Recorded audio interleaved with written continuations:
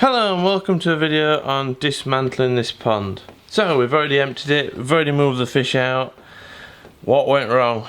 Well, we can see actually now, at this point we can already see where it was leaking. So if I take it in and around, see, can I aim the camera?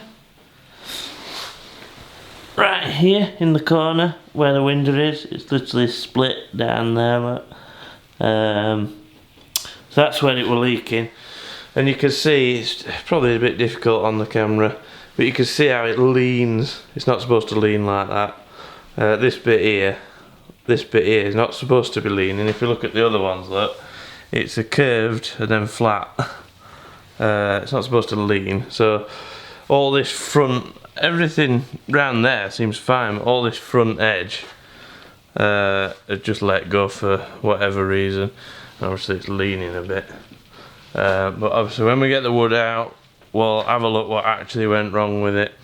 But it's all purely down to the humidity and water damage. I mean, the tank, it's obviously just wood on the outside behind this skin, and then fiberglass on the inside. Realistically it should have just been all fiberglass. If it were all fiberglass on the in and outside, it'd probably be fine.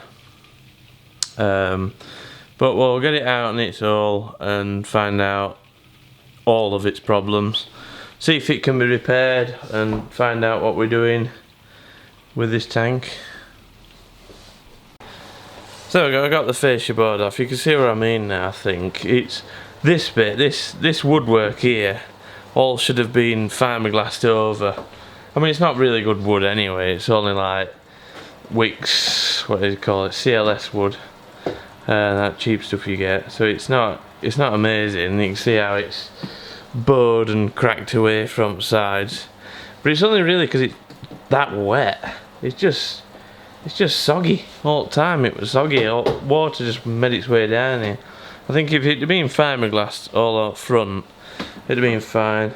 But anyway, the leak was down about here, bottom of the window, and you can see it's very damp. It's not rotten, but you can see where the wood, I don't know, yeah, it is a bit rotten actually, but yeah, that piece of wood there, look, has come out of its sort of orifice, and it's just put too much pressure on fiberglass and split it. That bit of insulation's knackered, but yeah, it looks as though my temporary repair thing is still holding.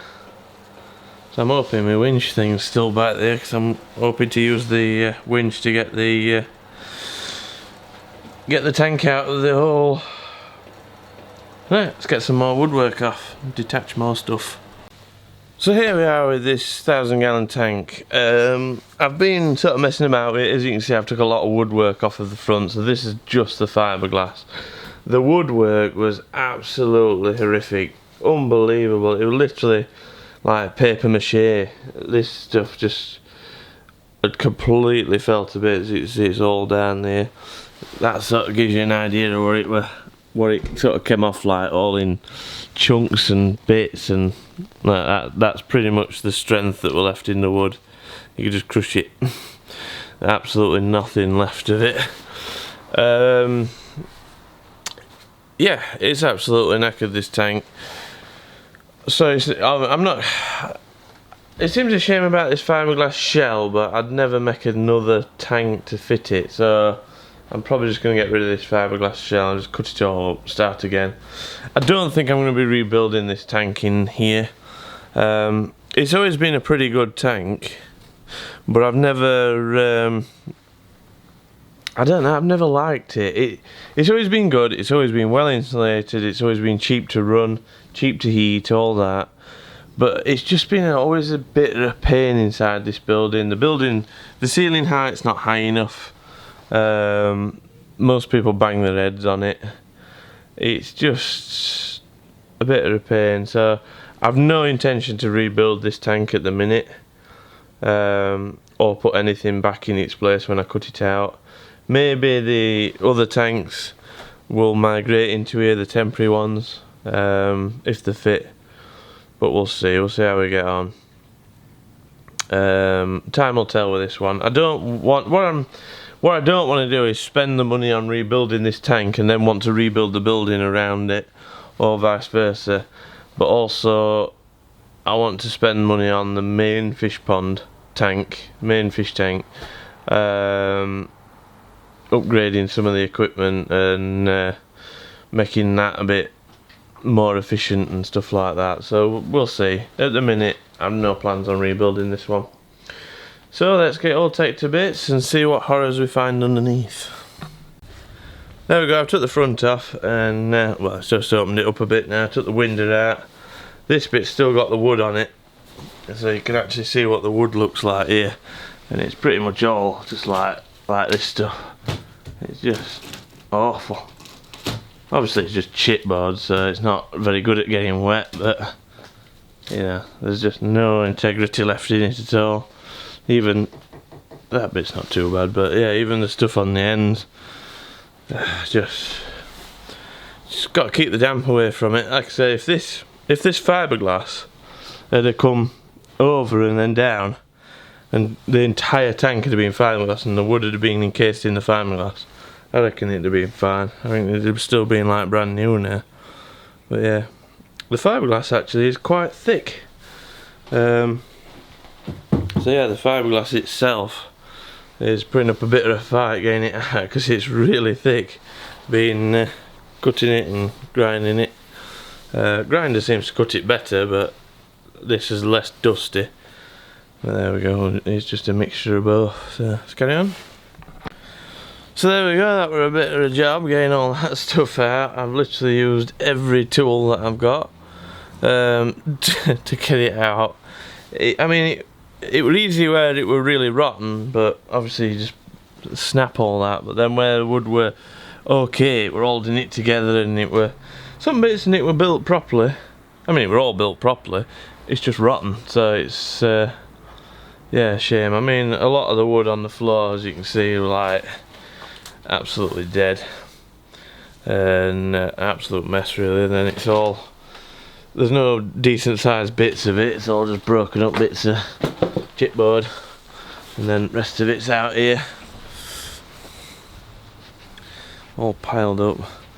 Need to sort it out. I'm going to keep the insulation. It does handy for putting around bits of tanks like that. Just put it around the tank and then you at least got a bit of insulation around it. But yeah, these were the feet that it were on. So I mean, these were supporting the entire weight of the structure, and they're absolutely, you know, gone. It's amazing, honestly, that it rolled in together. But the fiberglass was really thick, to be honest. The actual fiberglass itself was doing a really good job. It was a pain to get through all that fiberglass. I've not cut a pond up with such thick fiberglass on it, so that was the reason it's all held together quite well. So there we go, just a bit of a clean up job now. So that's it for the 1,000-gallon tank. It is no more, and it is not going to get rebuilt either. I wanted to at first rebuild it, and I still partially do. I like that tank. It was a nice tank, it was a good setup.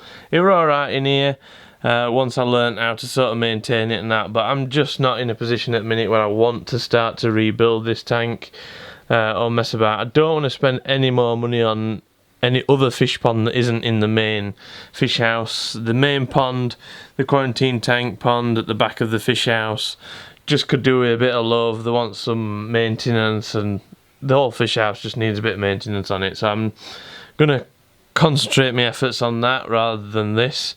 So probably what I am going to end up doing with this is breaking up that concrete pad there and filling the hole in and putting in a level floor in here, and it can just be like a little storage shed or something like that. Since it pretty much mostly that anyway. I think pretty much every video that I've ever done of this pond, there's always been plenty of stuff that's been in here in storage and that. But yeah, because it just ends up being a good place to put stuff out that way. Yeah, so that's the end of that tank. But hopefully we'll be able to get the fish house a bit more sorted out. It's coming up 9-year-old. It could even be 10-year-old, I can't even remember. Yeah, I think it's 9-year-old. So yeah, there's a few things in here that are just getting a little bit tired, like the floor in here has just been wet well too many times. We had a flood the other day and it completely destroyed this part of the floor, and it just happens all the time. So I need to focus my attention on the fish house, the main pond, and not the other ponds around. So yeah, plus the fish are doing well. Some happy little fishes in there. And we've got some happy little fishes back here as well. These fish are always happy. But as I've said probably multiple times, these need to be outside now, and I have got the tank space, so these should be going outside in a week, which I'm really looking forward to. When the weather, now the weather's warmed up, they can easily go outside, so these need to get outside. I'd love to put in a second one of these tanks here and move the drum filters. I've sort of, as you can see with all this mess, I've sort of been moving stuff about. So I might put drum filters over here, and then I've got all this space here for tanks and have a mess about. We'll see. I've got some ideas, but yeah, I wouldn't mind keeping the ponds in this building, because running the ponds in this building is so much cheaper than running them outside. I mean, this is a 9,000 gallon pond that kept at 18 degrees all winter without a direct heating source on it. Obviously the building is heated with an air source heat pump, and it's just really efficient to run, so I can't complain about the main pond, but I can complain about these ponds. So these ponds are quite uneconomical to run. The fish are fine in them, the fish are happy, but obviously through winter they really easily freeze up. I tried my best to insulate them and keep them warm and run the air source heat pump, but yeah, these are only practical ponds during the summer months, not through winter, and I do not want to go into another winter running these ponds at all, because pretty much these three ponds cost more to run than my main fish house, and it's just ridiculous. So yeah, but they're looking good, the fish are looking good, so at least we've seen some fish in this video. So there we go, that was the video on removing my 1,000 gallon pond. Thank you for watching. If you liked it, then please like it. If you want to see some more videos, hopefully not like this of me removing my ponds, but of fishing related videos, then please feel free to subscribe. Any questions or comments, then put them down below, and I shall see you in the next video. Thank you for watching.